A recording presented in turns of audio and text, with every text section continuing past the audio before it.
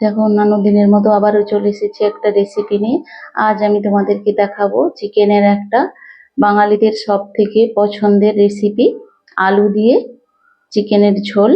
দেখো, তার জন্য আমি প্রথমেই বড় করে আলুগুলো কেটে আমি সর্ষের তেলে অল্প পরিমাণ লবণ দিয়ে আলুগুলোকে লাল করে ভেজে নিলাম। ভাজা হয়ে গেলে আমি আলুগুলোকে তুলে নেব। এবার ওই তেলের মধ্যে আমি অল্প পরিমাণ চিনি দিয়ে দিলাম। চিনিটা অপশনাল, তোমরা চাইলে দিতে পারো, নাও দিতে পারো। এবার ওর মধ্যেই আমি কিছুটা গরম মশলা, কয়েকটা তেজপাতা ও শুকনো লঙ্কা দিয়ে ভালোভাবে ভেজে ওর মধ্যে আমি কেটে রাখা পেঁয়াজগুলো দিয়ে দিলাম। এবার পেঁয়াজটা লাল করে ভেজে নেব। পেঁয়াজটা লাল করে ভাজা হয়ে গেলে ওর মধ্যে আমি কিছুটা কাশ্মীরি লঙ্কার গুঁড়ো, নরমাল লঙ্কার গুঁড়ো গুলিয়ে রেখেছিলাম, ওটা দিয়ে দিলাম। দিয়ে আমি কষিয়ে নেব। এই রেসিপিটা বাঙালি বাড়িতে ছুটির দিনে প্রায় বাড়িতেই হয়। এবার আমি 2 চামচ হলুদ জলে গুলে ওর মধ্যে দিয়ে দিলাম। দিয়ে আমি মশলাটাকে ভালোভাবে কষিয়ে নেব। আমি আজ একেবারে ট্র্যাডিশনাল যে চিকেন রেসিপিটা আমি সেটাই বানাবো।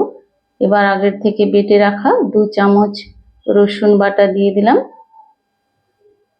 দিয়ে আবারও কিছুটা কষিয়ে নেব। এবার 2 চামচ আদা বাটা দিয়ে দিলাম।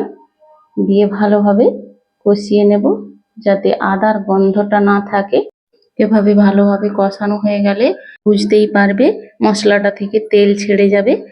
তেল ছেড়ে গেলে আমরা মাংসটা দিয়ে দেব।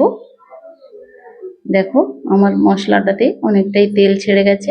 এবার আগের মাংসটাতে আমি নুন ও লেবুর রস মাখিয়ে রেখেছিলাম।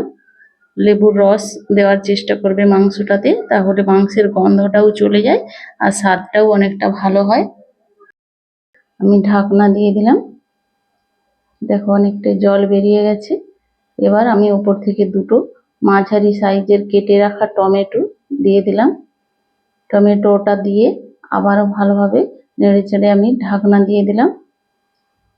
দেখো আবারও কিছুটা জল বেরিয়ে গেছে। আমি এভাবেই মাঝে মাঝে ঢাকনাটা খুলে কিছুক্ষণ কষিয়ে নেব। আগের থেকে ভেজে রাখা আলুটা দিয়ে দিলাম। 50% মতো মাংসটা সেদ্ধ হয়ে গেলে তারপর আলুটা দেব, কারণ আলুটা আমার ভেজে রাখা ছিল যাতে না গলে যায়, তাই আমি অনেকটা পরেই আলুটা দিলাম। আলুটা দেওয়ার পরে মাঝে মাঝে আমি ঢাকনাটা খুলে মাংসটা কষিয়ে নিলাম। মাংসটা একদম লো ফ্লেমে বানাতে হবে, তাহলে এর স্বাদটা আরো ভালো পাওয়া যায়। এভাবেই মাঝে মাঝে ঢাকনাটা খুলে আমি মাংসটা কষিয়ে নিয়েছি। এভাবে দেখো মাংসটা তেল ছেড়ে দিয়েছে। এবার গরম জলটা দিয়ে দেব। অবশ্যই খেয়াল রাখতে হবে জলটা যেন গরম হয়।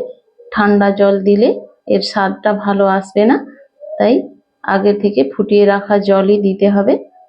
দেখো আমি কিছুটা পরিমাণ জল প্রথমে দিয়ে দিলাম, কিছুটা নাড়াচাড়া করে আবারও আমি কিছুটা জল দিয়ে নেব। দিয়ে আমি ভালোভাবে মাংসটাকে ফুটিয়ে নেব। তোমরা যে যেমন ঝোল পছন্দ করো সেই অনুযায়ী জলটা দেবে। এবার উপর থেকে কিছুটা পরিমাণ গরম মশলা ও ধনে পাতা কুচি ছড়িয়ে নিলেই আমাদের রেডি হয়ে যাবে একেবারে ট্র্যাডিশনাল আলু দিয়ে মাংসের ঝোল। ভিডিওটা যদি ভালো লাগে অবশ্যই লাইক ও সাবস্ক্রাইব করবে, কমেন্ট করে জানাবে কেমন লাগলো। ভিডিওটা শেষ পর্যন্ত দেখার জন্য অসংখ্য ধন্যবাদ। সবাই ভালো থাকবেন, সুস্থ থাকবেন। দেখা হচ্ছে পরের ভিডিওতে।